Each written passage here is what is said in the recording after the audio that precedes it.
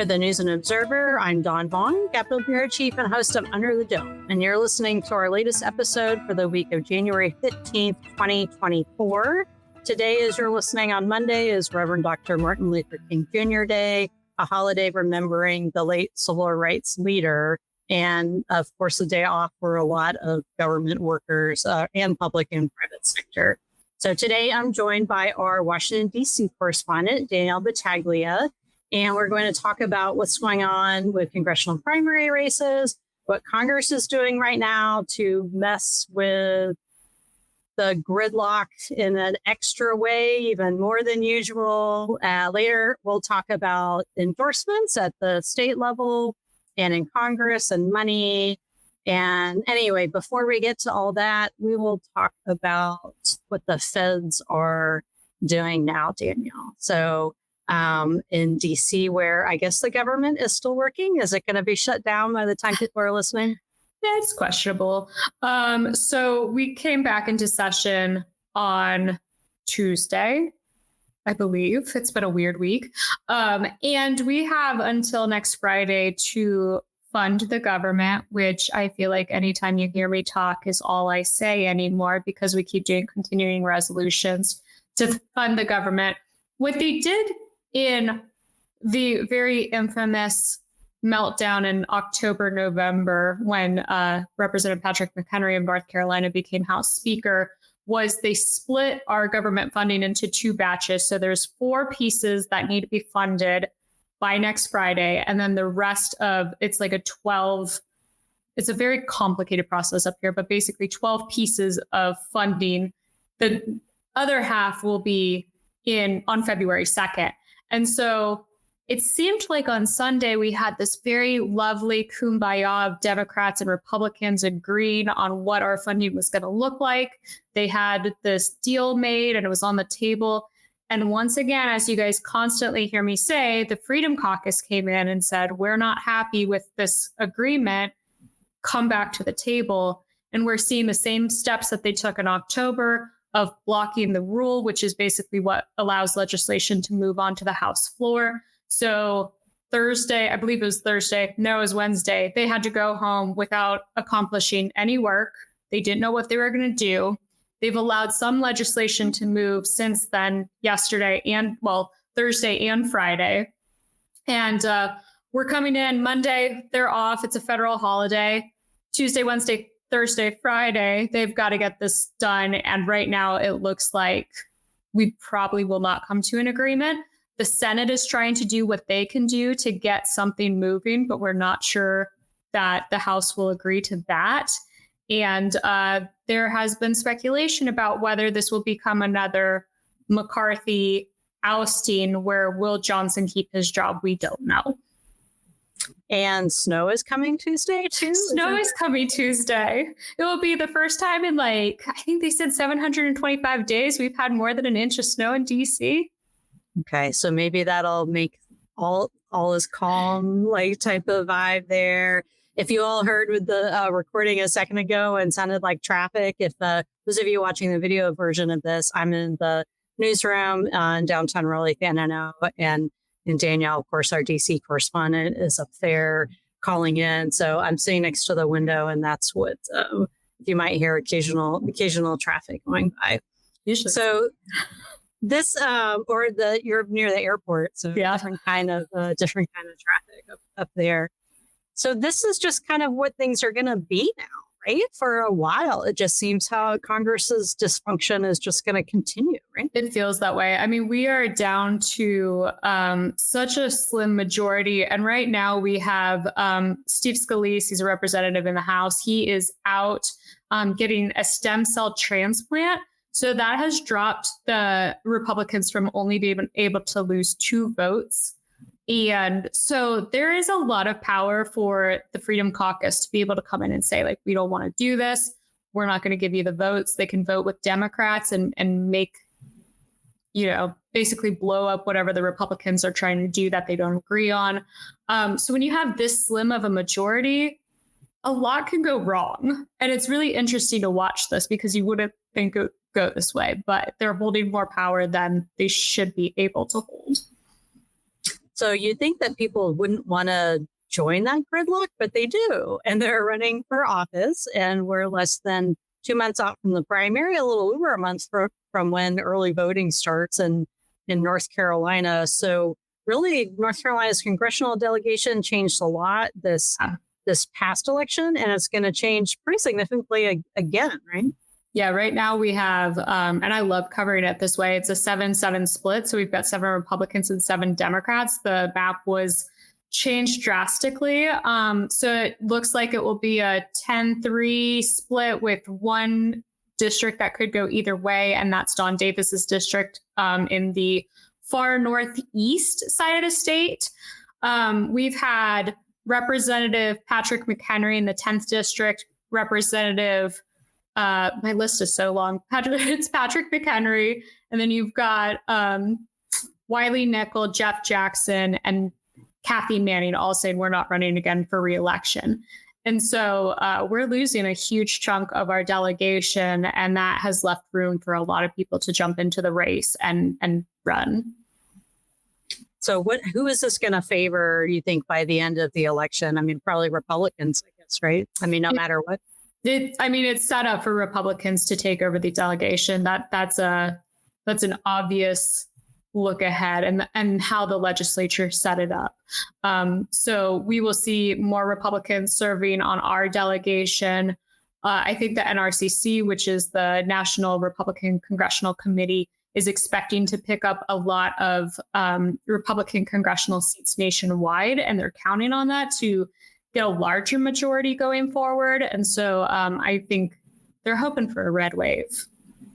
If they get that, do you think because so many of them will be freshmen, is it going to lower North Carolina's profile in a sense, I guess? I mean, obviously the House Speaker and the legislature here, Tim Moore is running for Congress. So he's North Carolina famous, but that's a lot different at the federal level. McHenry was North Carolina famous and then became nationally famous, through the series of events. So is it kind of to be determined, or there's some things that, when you're new, you're just not going to have influence yet, or what?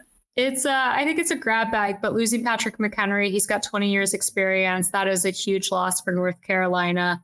He's the chair of the Finance Committee, which is a huge position to have for a North Carolina congressman.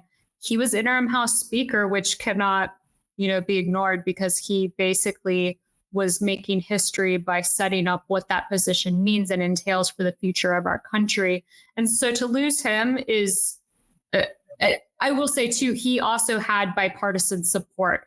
So people from both sides loved Patrick McHenry, wanted to work with him. He's a huge loss. Wiley Nickel, Jeff Jackson, they're both freshmen. And so, trading a freshman for a freshman, it's kind of the same thing. I believe Kathy Manning served 2 terms. It might be 3, but she doesn't have the highest profile. So that's about where it lands. Maybe a wash. So we're going to take a quick break, and when we come back, we're going to talk about influence and the form of endorsements and money and how that plays out at the congressional level and then the state level too. And then, of course, stay to the end for our picks for headliner of the week. We'll be right back. You're listening to Under the Dome. I'm Capitol Bureau Chief Dawn Vaughn, here with Danielle Battaglia, our DC correspondent. And before the break, we were talking about Congress, the gridlock that seems to be never ending, and that the people still want to go there and be part of it. But before that, they have to win the election. Before that, they have to get through their primary. So money's at play, endorsements are at play. What are you seeing with these congressional primaries, and how that influence will have maybe any impact on primary voters? Do they care about endorsements, and what factor is money in all this too? The endorsements are fascinating me right now. We've been talking a lot about them. We've seen a couple come out this week. GoPac, which is usually for legislative races, came out and endorsed Gray Mills, who's running in the 10th district to succeed Patrick McHenry. And then they also endorsed Speaker Moore, who's running in the 14th district to succeed Jeff Jackson. They both got an endorsement from GoPac. American for Prosperity came out for Gray Mills' opponent, Pat Harrigan. And you also have the Trump endorsement for Addison McDowell. It's really interesting to watch the GOP races this time around because the GOP is so fractioned right now that it used to be that you would see these endorsements come out and know that the Republican Party was supporting them. But like American for Prosperity isn't for Trump, but sometimes they're endorsing Trump candidates.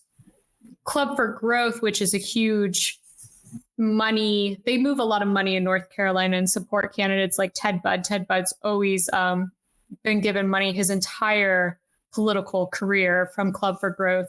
They no longer get along with Donald Trump. And so like watching these movements play out and watching them endorse Trump candidates, but not support Trump, it's like the layers of how these endorsements are going to play out this year has been super confusing to watch. And what they mean to the voter is super confusing.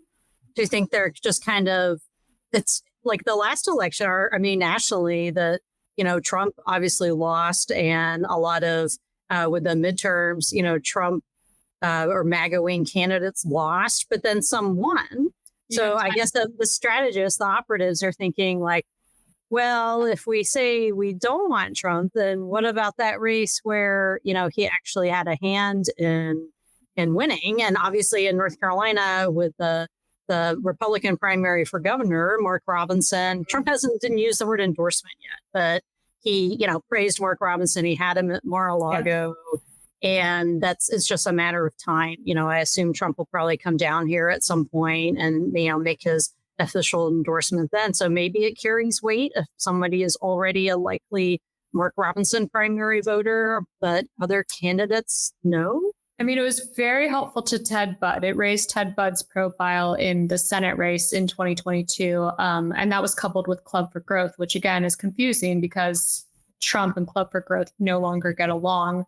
But without that, Ted Budd probably would not have been the nominee and gotten where he got. So obviously Trump's name helps, and he did carry North Carolina in 2020.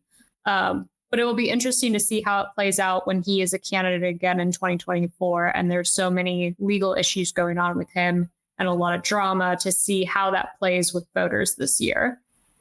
Right. And before State Speaker Moore announced that he was going to run for Congress and was lining up all his ducks, he endorsed Trump, obviously hoping to get that because of wanting that group of voters. And it's, you're sort of testing out, is that going to get you more votes from people? There's plenty of never Trumpers in the Republican Party, and a lot more even in the past year, a couple of years. And it seems like no one really knows what's going to happen once you are voting, and no one knows how you vote, right? So then they'll be like, oh, wait, no, we do like him, or no, we don't like him, and whatever will get you to win, I guess, right? Yeah, it's been quite the journey to follow. I am fascinated by 2024 and what it will all mean. So speaking of 2024 and the primary, we've had some big endorsements lately at the state level. This past week, CNEC, which is the State Employees Association of North Carolina, it's not a union. North Carolina has a ban on collective bargaining by public sector workers, but they do advocate for state employees, mainly at the legislature, wanting them to get raises and benefits and that sort of thing. And CNEC endorsed State Treasurer Dale Folwell, who really has more of a direct impact on their daily lives because of his role. But it still carries a lot of weight because there are tens of thousands of state employees and those that are Republican primary voters. In North Carolina, you don't have to be a Republican to vote in the primary. You can, if you're unaffiliated, you can vote. You just pick whichever partisan ballot, and the largest voting group here is unaffiliated, followed by Democrats, then Republicans. But that might end up carrying weight with primary voters, that they would prefer that Folwell go on to the general because they know of what he's done, that they, support that he's looked out for state employees in the past, because there's a pretty big vacancy rate with state employees. And maybe they're not seeing that same type of support from Robinson as lieutenant governor, or Bill Graham, the attorney and businessman that's running. So we'll see if CNEC has has weight there. And then the other endorsement is the local endorsement, but for statewide races. The Durham Committee on the Affairs of Black People is an influential PAC in Durham. It can turn a lot in, like Durham is very blue, so it can influence all the PACs within the city of Durham, but it also is, overall messaging. And they chose, it was all Democratic primary, and they chose Stein over Mike Morgan, who's African-American candidate, retired from the state Supreme Court.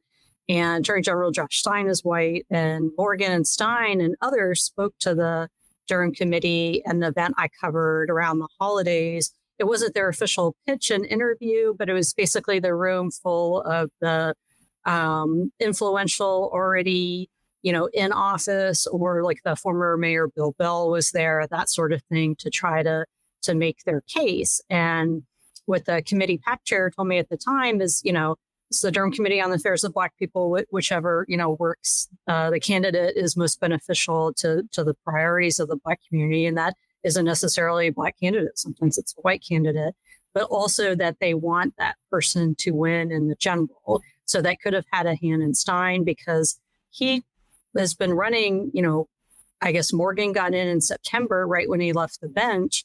And Stein's been in officially a year and has all kinds of money, endorsements. I mean, the money is a big factor because of it buys the advertising, everything else, like the signage, like all of it is connected to that and gets your name out there a lot more. So that was a surprise that they picked Stein over Morgan. Not as much because of I was thrown off a little bit by that. And then Rachel Hunt, the lieutenant governor, she's white. The other candidate, Ben Clark, former state senator, is Black. They went with Hunt, very for a similar reason of being ahead in the general. And then Satana DeBerry, who's the Durham district attorney, she's African-American. The white Democratic candidate, or of the, front runners, is Jeff Jackson, as you mentioned, from Congress. But we are running out of time, so I'm going to scoot on quickly to our picks for headliner of the week. Danielle, what is your headliner? I'm going to go with the funeral of Sergeant Nix this week. He is a Greensboro police officer and died tragically on December 30th in an officer-involved shooting. He was off duty. I've worked with Greensboro Police Department for, 5-6 years, and knew him and the people around him very well. And watching them lay him to rest was just heartbreaking to watch yesterday. So they're all in my thoughts and prayers this week, and wishing them well as they try to pick up the pieces from losing a really good officer. A serious and tragic headliner, worth a mention. And my headliner is also pretty serious this week. Of course, it's Martin Luther King Jr. Day, and he had a generations lasting influence on America. He has a monument in Washington, D.C. We're leading a couple weeks into Black History Month. This past year, North Carolina Freedom Park opened up downtown across from the legislative building, between the executive mansion, that has a lot of quotes from Black North Carolinians just about freedom. And as I've mentioned on these before, the African-American monument on the Capitol grounds here in Raleigh is stalled. So maybe that'll happen eventually one day. All right. Well, we're out of time. Dawn Vaughn for Danielle Battaglia. Thanks for listening. And maybe you'll get some snow up there and talk about that next time. So probably no snow here, though. Oh. So, all right. We'll talk to you next time. Thanks. For more from our politics team, subscribe to the News and Observer at newsobserver.com/subscribe. Follow us on Twitter at Under the Dome, and sign up for our weekly political newsletter, also called Under the Dome, at newsobserver.com/newsletters. Thanks for listening.